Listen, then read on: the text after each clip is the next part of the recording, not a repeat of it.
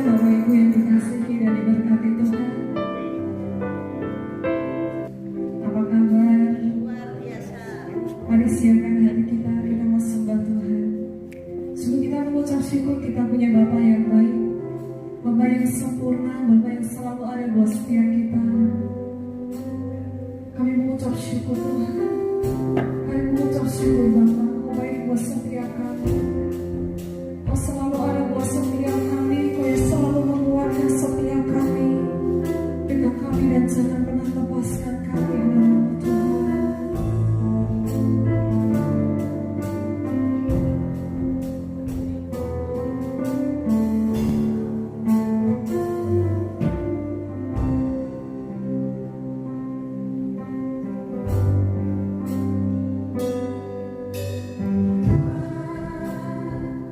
Besar sungguh kasih setiamu,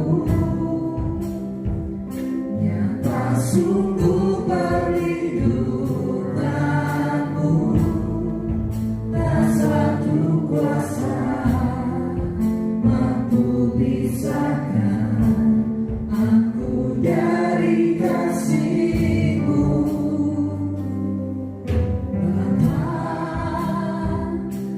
Ajarku selalu hormati-Mu, ajarku turut perintah-Mu, berikanku hati untuk menyembah-Mu dan bersyukur setiap waktu, seperti Bapa sayang anaknya.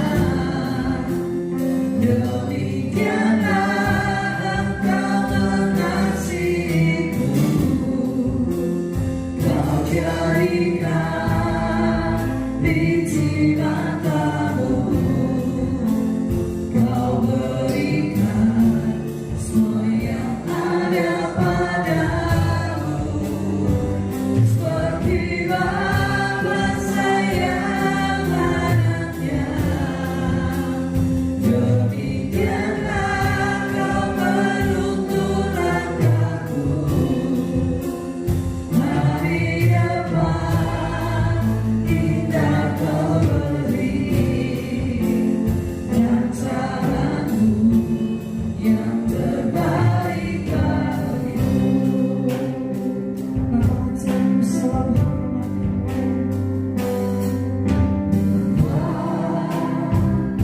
ajarku selalu hormati-Mu,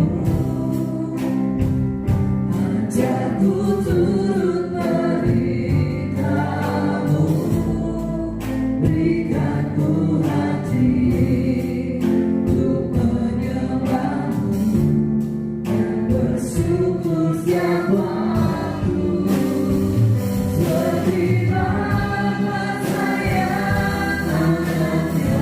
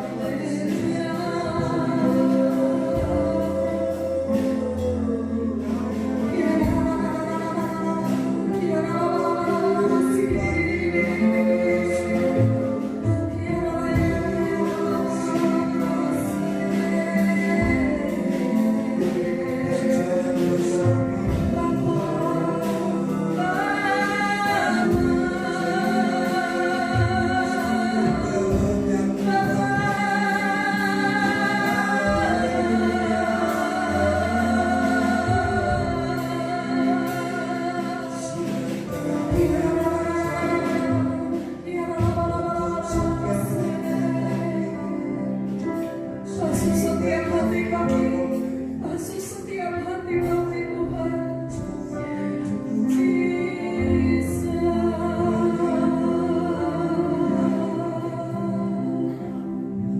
Bapak tahu kami tidak bisa berjalan sendiri. Tarik kami Tuhan, pegang setiap kami.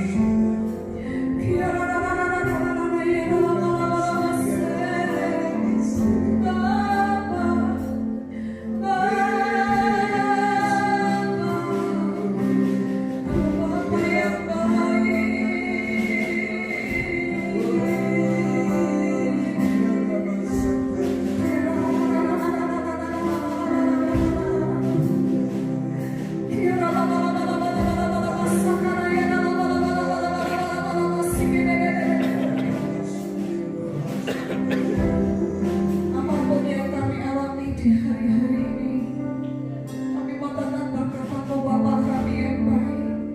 Kami mau tetap berkata oh Bapa kami yang baik. Bahkan teramat baik oh setiap kami. Kau izinkan segala sesuatu boleh terjadi dalam hidup kami, untuk kami boleh melihat Engkau, untuk kami boleh melihat bahwa ada tangan Tuhan yang sedang bekerja dalam hidup kami. Tuhan, ini kami anak-Mu, kami percaya tidak ada lagi pintu-pintu yang tertutup dalam hidup kami. Setiap jalan-jalan yang butuh Tuhan, Engkau yang bukakan.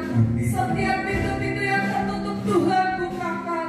Di dalam nama Tuhan Yesus kami percaya kami punya Allah yang dahsyat. Kami percaya kami punya Allah yang luar biasa, Allah yang sanggup bahkan lebih dari sanggup, lebih dari apa yang kami pikirkan, bahkan lebih dari apa yang kami bayangkan. Tuhan, kami percayakan hidup kami, kami percayakan setiap pergumulan kami, setiap persoalan kami.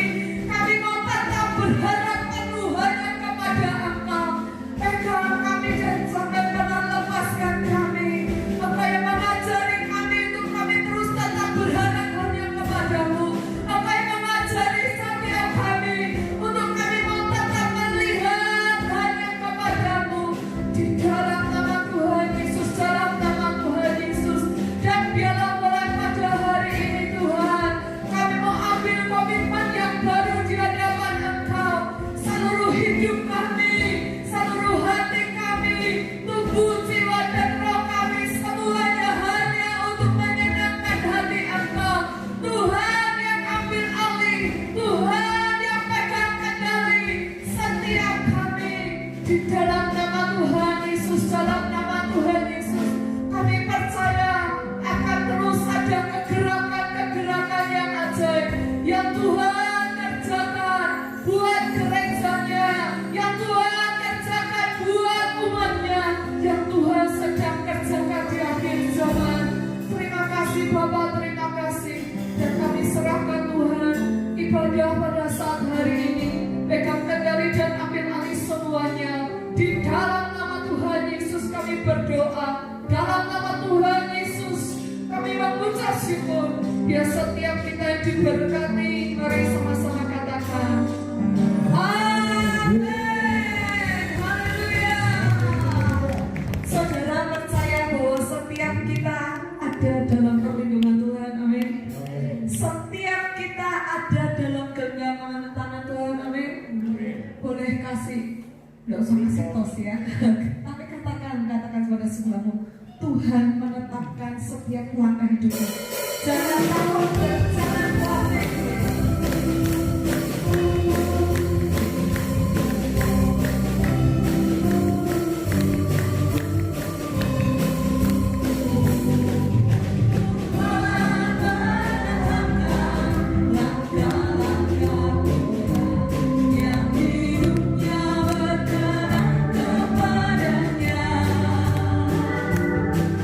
Apabila ia jatuh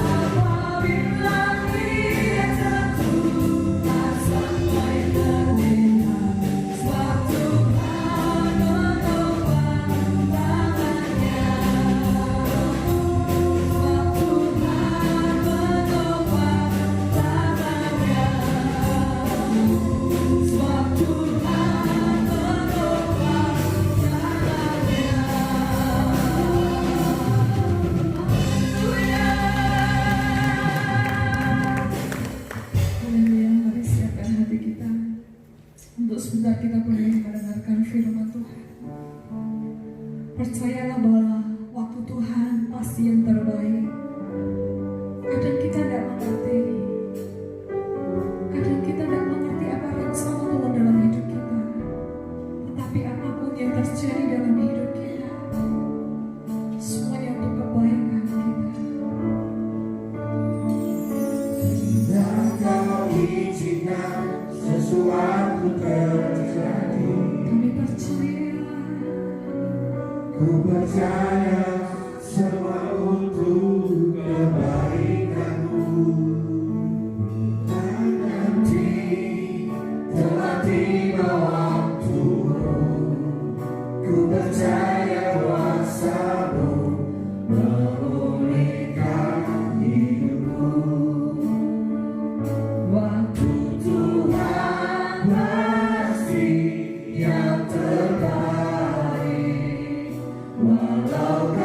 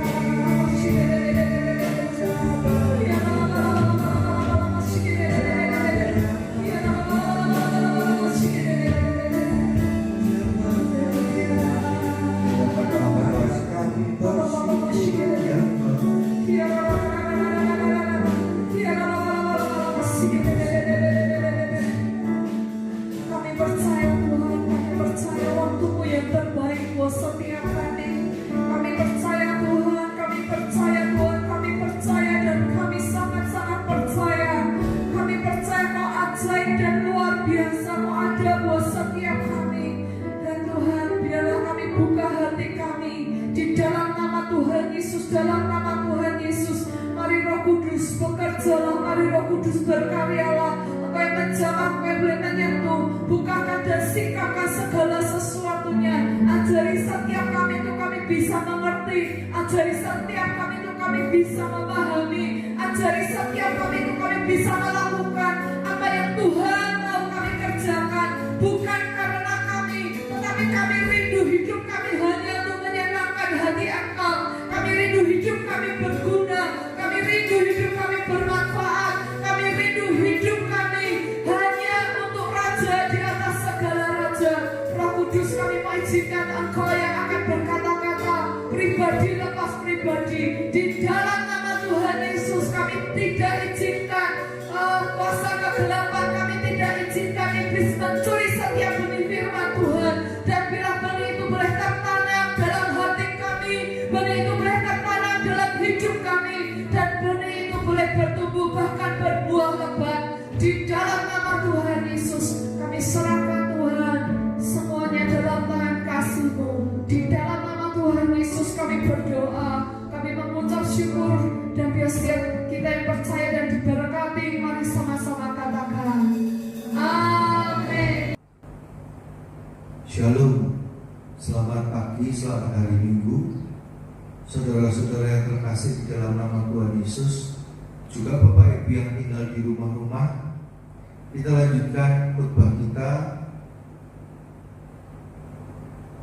Lanjutan dari jadilah pahlawan. Bukan hanya pahlawan, saudara mau melawan musuh. Yang jadi masalah, saudara menang apa enggak melawan musuh.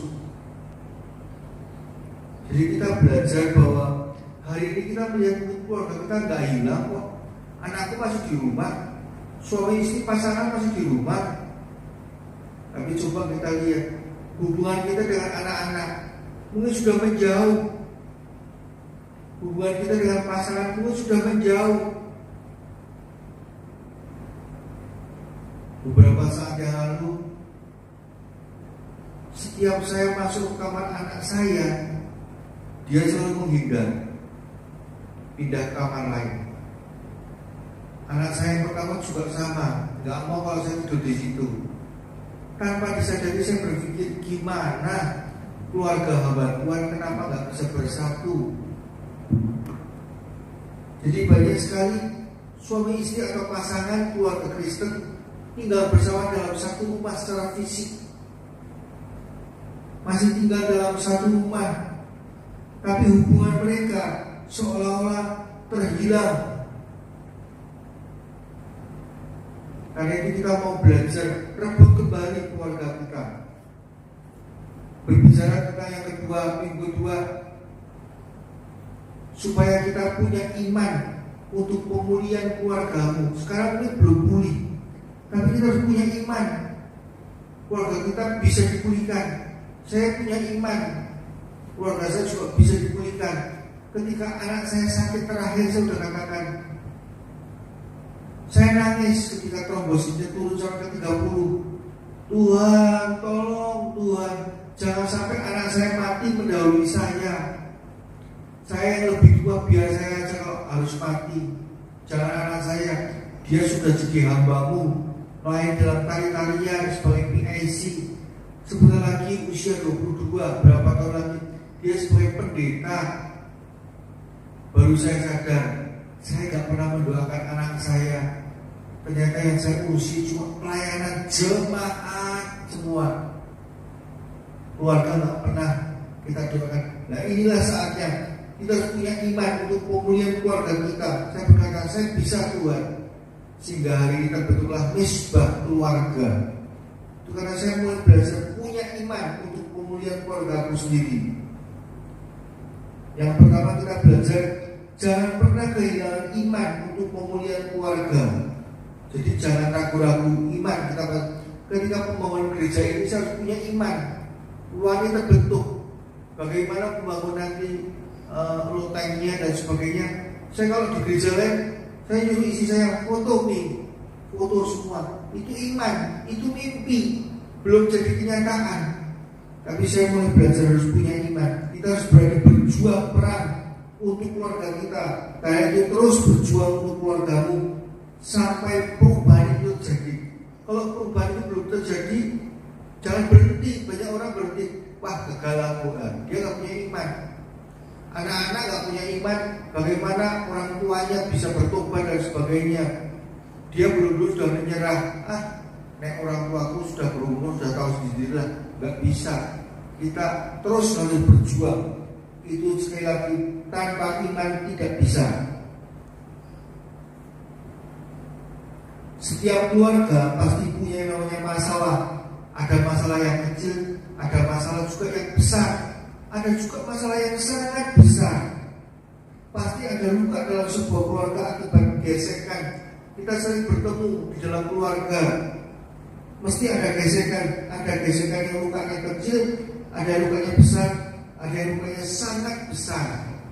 Baru kita sadar bahwa untuk memperbaiki luka-luka itu, kita harus ikat keluarga kita dengan firman Tuhan, misbah keluarga, saling mendoakan, sehingga misbah keluarga yang dulunya cuma baca firman, mulai saya kembangkan, saya dapat hikmat.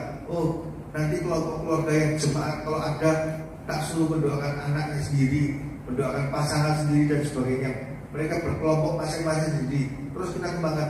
Dulu pertama kali belum ada, tapi ketika kita beriman, kita masih pulih dalam keluarga, tiba-tiba terbentuk rencana-rencana itu. Kemudian setiap hari karena kita berdoa, karena sampai malam tanpa sadar, tapi kita sukacita. Lalu kita kembangkan, disediakanlah, siapa tahu mereka belum makan akhirnya.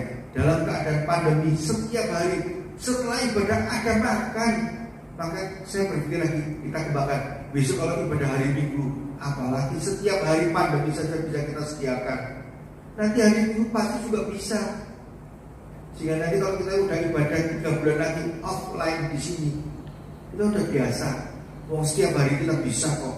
Apalagi cuma hari Minggu, kenapa nggak bisa? Cuma kita butuh saling pengertiannya, sama-sama kita mengertilah keadaan gereja kita bagaimana, kemampuan. Jadi ada orang tua yang sudah habis akal menghadapi anaknya. Ada anak yang sangat dipusingkan dengan kelakuan orang tuanya. Ada suami yang hancur hati akibat kelakuan istrinya. Ada istri yang sudah hancur hidupnya akibat kelakuan suami.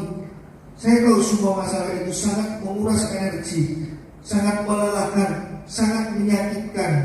Saya katakan jangan menyerah. Terus berharap, terus berdoa. Manusia bisa berkarya sampai hari ini karena manusia tidak pernah menyerah. Kalau menyerah tentu gagal. Kita tahu bagaimana Thomas Alva Edison di sekolahnya dia dianggap bodoh. Gurunya sudah gak mau mengajar. Dia pulang sekolah nangis.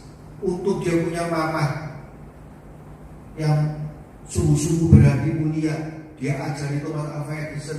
Dia beri semangat, dia bermimpi, dia punya iman. Anaknya bukan orang yang bodoh, anaknya akan jadi orang. Akhirnya jadilah Thomas Alva Edison. Demikian juga kita lihat hamba Tuhan yang lain, Pastor Adeboye. Tiap malam mamanya tumpang tangan berdoa, suatu hari nanti engkau akan berkhotbah dan 1 juta orang, berjuta-juta orang akan mendengarkan khotbahmu. Beriman berarti tanpa iman dia tidak akan berhenti semuanya sampai benar-benar terwujud dan betul. Sampai hari ini kita tahu siapa Pastor Adeboye. Dialah hamba Tuhan terbesar saat ini yang kita sudah kenal. Kemudian juga dalam hidup kita harus mengerti sungguh-sungguh, jangan sampai pernikahan kita hancur gara-gara kita menyerah. Kita harus punya iman akan terjadi perubahan pasti nanti. Sambil jalan bergerak saja, nanti akan terjadi perubahan. Seperti dalam keadaan gereja kita yang doa setiap hari, orang merencanakan bahkan ada yang sudah ada ibadah offline hanya hari Minggu, setiap minggu seperti biasanya. Kita enggak. Kenapa setiap minggu? Kita udah belajar lebih depan. Setiap hari memang baru membaca Alkitab, membaca firman Tuhan. Tapi lihat, mereka sehari hanya hari Minggu. Kita udah setiap hari. Sehingga nanti kalau hari Minggu cuma tambahan kecil, kita nanti tiba-tiba bakal setiap hari plus hari Minggu kita akan ibadahnya. Kita akan mengerti rencana Tuhan dalam hidup kita. Kemudian jangan menyerah, teruslah berjuang dengan iman tentu saja. Dan sekali lagi, jangan menyerah. Kita belajar dalam Ibrani 11 ayat 23. Karena iman, maka Musa setelah ia lahir disembunyikan selama 3 bulan oleh orang tuanya, karena mereka melihat bahwa anak itu elok rupanya, dan mereka tidak takut akan perintah raja. Perhatikan, kenapa orang tuanya yang tidak kita pernah perhitungkan, Amram dan Yokebed, ternyata dia punya iman, dia berjuang. Anakku tidak akan mati nantinya, aku tidak takut akan perintah raja sekalipun. Semua anak bayi laki-laki harus dibuang di sungai Nil. Dia punya iman, keluarganya harus diselamatkan. Sehingga apa? Tidak banyak yang mengenal mereka. Mereka adalah orang tua dari Musa. Jadi karena iman, mereka berdua, Amram dan Yokebed, setelah Musa lahir disembunyikan selama 3 bulan. Karena Amram dan Yokebed melihat bahwa anak itu elok dan mereka tidak takut akan perintah raja. Ini iman. Mereka percaya. Mereka lihat Musa yang elok, suatu hari nanti anak yang ini Musa pasti akan jadi orang. Itu perkiraan mereka. Saat itu perintah raja, semua bayi laki-laki orang Israel dilempar ke sungai Nil. Mereka sadar suatu saat mereka bisa tertangkap. Tapi mereka dengan kekuatan terlebih dahulu memperhitungkan semuanya. Mereka tahu. Jadi banyak orang tua yang akhirnya menyerah. Tertangkap anaknya yang laki-laki, bayi laki-laki dilempar ke sungai. Beda dengan orang tua ini. Mereka punya iman. Bayiku, anakku ini elok, tidak mungkin tertangkap, tidak akan mati. Masa depannya hilang gemilang. Sehingga suatu hari mereka melemparkan anak itu di dalam kotak. Kita melihat di situ bukan hanya menyelamatkan bayi Musa, tapi kita bisa melihat bayi itu diasuh oleh sang putri Firaun sendiri. Kadang-kadang kita seperti mimpi, tapi apa yang terjadi setelah kita melangkah baru kita tahu, oh itu putra putri Firaun sedang mandi, arah airnya kemana. Jadi mereka sudah diperhitungkan semuanya. Mereka semua memperjuangkan Musa, baik itu orang tuanya Amram dan Yokebed, juga kakaknya. Ada Harun, ada Miriam. Seandainya mereka muda pada saat itu, dunia ini akan kehilangan satu hamba Tuhan yang terbesar yang ada, yaitu Musa, penyelamat bangsa Israel dari Mesir. Tapi Musa akhirnya dipakai oleh Tuhan luar biasa karena berkat orang tua ini. Kita juga sama, kita orang tua, kita harus beriman melihat anak-anak kita suatu hari akan jadi orang. Karena itu kita jangan menyerah ketika mereka nakal, kalau mereka cuma main gadget, jangan. Kita harus perjuangkan. Kita harus sadar harus berbuat apa, kita bertanya kepada Tuhan. Jadi kalau kita mudah menyerah perjuangan keluarga, istri, anak, suami dan lain-lain, maka kita tidak melihat kesempatan mereka berubah dengan sangat indah suatu saat nanti. Jadi jangan menyerah untuk bermimpi melihat keluarga kita diubahkan. Jangan pernah menyerah untuk berharap. Jangan pernah menyerah memperjuangkan anak-anak kita bisa sukses. Ingat tadi tentang kisah dari Pastor Adeboyi. Dia didoakan orang tuanya terus. Coba kalau dia tidak punya orang tua, gampang menyerah, merupakan anak yang miskin saat itu di Nigeria. Tentu kita nggak bisa melihat secara pastor dalam gereja terbesar saat ini. Nah, kita tahu pada waktu Thomas keluar dari sekolahnya, ibunya benar-benar membimbing Thomas dengan materi-materi dasar sekolah seperti membaca, menulis, berhitung. Selain itu karena minat Thomas yang tinggi pada percobaan ilmiah, ibunya membuatkan laboratorium kecil-kecilan di rumah untuk Thomas, orang bodoh yang menjadi ilmuwan pada akhirnya. Semua karena ibunya yang tidak gampang menyerah, terus berjuang. Anakku punya pengharapan. Kita juga sama, mari. Keluarga punya pengharapan sama. Hubunganku dengan anak-anak juga nanti pasti pulih. Kenapa? Karena tiap malam sering kita ikat anak saya dengan saya. Ikatan itu berupa firman Tuhan, biar Roh Kudus dia bekerja. Pasti akan berubah. Kita pun harus sama. Setiap kita yang punya keluarga yang tidak bisa kita urus, jangan marah. Mari kita sadar, kita ikat dengan firman Tuhan sendiri. Biar Roh Kudus yang bekerja. Dialah Roh Yesus yang unlimited yang bekerja dalam hidup kita. Itu harus kita imani. Baru kita perjuangan. Cuma datang setiap malam, bahkan makan, lu kurang apa sih kita ini? Kalau mau persembahan oke, kalau enggak juga tidak apa-apa. Kalau mau beri persembahan berapapun kita terima, sama seperti gereja hari Minggu kok. Kita nggak akan paksa, kan enak. Malah kita yang menyediakan semuanya. Mari bekerja. Kita memuji Tuhan, menyembah, memuliakan Tuhan. Dan nanti dari yang datang tiap malam akan saya pilih. Mereka calon-calon ketua sel nanti itulah. Jadi mereka mengerti dulu. Kalau mereka nggak mau, nggak datang lalu ya nggak usah. Mereka dipimpin aja nggak apa-apa. Mereka nggak usah memberi, nggak apa-apa diberi terus. Kalau kamu mau seperti itu ya nggak apa-apa, kita beres. Pokoknya nanti ketua sel tanpa sadar Tuhan melihat itu disaring orang-orang itu.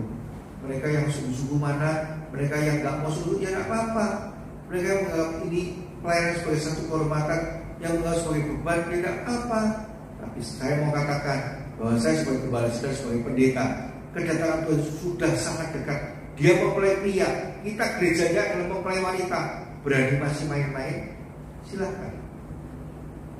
Untuk Amran dan keluarganya, akhirnya dia bisa melewati Musa. Mereka harus bersatu.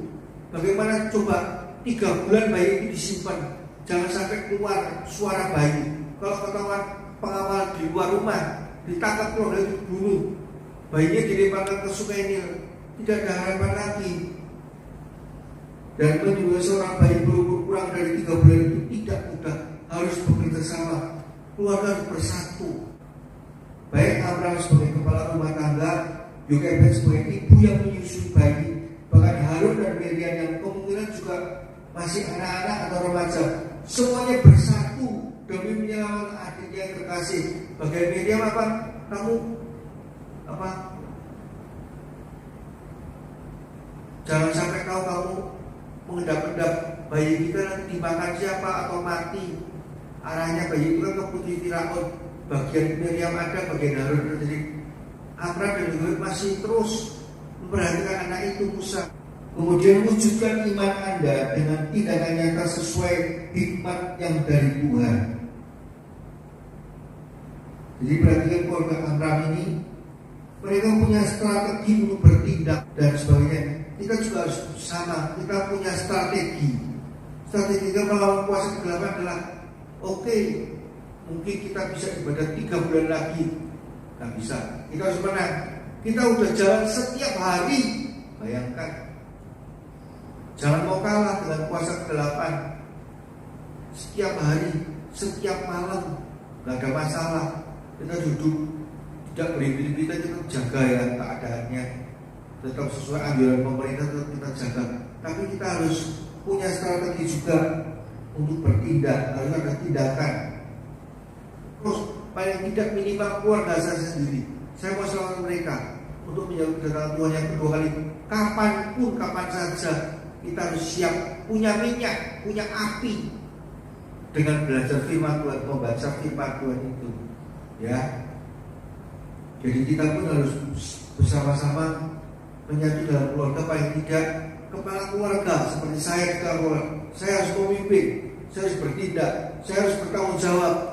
Kemudian pasangan saya, Ibu Andi, dia harus menolong saya, mengingatkan saya. Mungkin saya terlupakan, mungkin saya tertidur, bisa saja kecapean. Tapi saya tetap harus siap di dalam Tuhan. Kita masuk pelayanan. Itu juga boleh masukkan pengerja gereja, mereka yang pernah pelayanan, yang mau bergabung ya nggak apa-apa. Kita harus tahu sendiri, kita harus meningkat, bukan hanya kuantitas tapi juga kualitas. Memimpin jadi PKS nanti yang disaring melalui doa malam. Siapa yang mau datang itu jadi pemimpin kelompok sel. Yang nggak doa malam nggak setia, maaf. Kami hanya cari orang yang setia, bukan orang yang pandai. Seperti Yesus cari murid-muridnya, dia cari orang yang setia. Elia juga sama, cari Elisa yang setia, mau melangkah gitu aja. Yuk kita sungguh-sungguh, kita bersatu, kita yang mau berbenah, mencari satu kelompok yang baru. Kita bukan bongkar yang lama lagi, kita cari lapisan yang baru ini, kita siapkan supaya ketika ibadah offline sudah diperbolehkan, sudah dalam keadaan kita sudah terbentuk seluruhnya. Bukan kita kosongan gereja, kita cari lagi orang 1, 2, 3, enggak, sekarang ini mulai. Amin. Tuhan memberkati. Terima kasih Tuhan. Kami bersyukur Engkau baik. Kami bersyukur kami tidak selalu memilih Engkau Tuhan. Karena sebelum dunia ini dijadikan, Engkau sudah menetapkan kami, nama-nama kami dalam kitab kehidupan. Bahkan Tuhan, bahwa Engkau sudah menetapkan kami untuk mencapai puncak destiny masing-masing dalam kehidupan kami. Ini kami sadar Tuhan sebagai alat-Mu, sebagai hamba-Mu, hamba yang setia, hamba yang belajar melakukan kehendak-Mu, melakukan rencana-Mu dalam hidup ini, supaya di bumi seperti di surga, untuk pelebaran kerajaan-Mu di dunia ini Tuhan, di dalam nama Tuhan Yesus. Kami mau belajar dari firman-Mu, kami mau membaca firman setiap hari, setiap saat, supaya kami memiliki roh takut akan Engkau Tuhan, supaya kami mengerti juga rencana-Mu untuk hidup kami, apa yang harus kami lakukan. Karena hidup ini bukan milik kami sendiri, tapi milik-Mu Tuhan. Ambil alih semuanya, ambil alih segalanya. Sadarkan buat kami bahwa kami di hari terakhir ini, kami sangat butuh akan Engkau, kami sangat butuh akan firman Tuhan di dalam nama Tuhan Yesus. Untuk setiap mereka yang tinggal di rumah juga Tuhan, terlebih mereka yang sakit, mereka dalam kesulitan keuangan, dalam iman mereka, persoalan keluarga mereka. Mari Tuhan, kami butuh Engkau. Tuhan tolong setiap mereka, Tuhan kuasai hidup mereka, keluarga mereka, satukan kembali dalam satu ikatan tali kasih-Mu Tuhan. Mereka yang sakit, biarlah kuasa-Mu bekerja, kuasa bilur darah Yesus dinyatakan atas mereka. Ada kesembuhan, ada mujizat Tuhan di dalam nama Tuhan Yesus Kristus. Ini yang menjadi kerinduan kami Tuhan. Kemuliaan demi kemuliaan Tuhan juga dinyatakan atas mereka. Sebab inilah tahun kemuliaan-Mu Tuhan. Tahun kemuliaan juga atas keluarga kami Tuhan. Kami akan rebut kembali keluarga kami dari tangan penguasa-penguasa. Kami sadar, kami tahu musuh kami bukan darah dan daging. Musuh kami adalah penguasa-penguasa di udara. Di dalam nama Tuhan Yesus, kami umat pemenang lebih dari pemenang. Kami sudah berdoa, kami sudah mengucap syukur. Setiap orang percaya, mari sama-sama kita katakan amin, amin, amin. Tuhan memberkati. Mengampuni itu kasih, mengampuni itu indah, damai sejahtera, sukacita tak terkata, hati yang melimpah.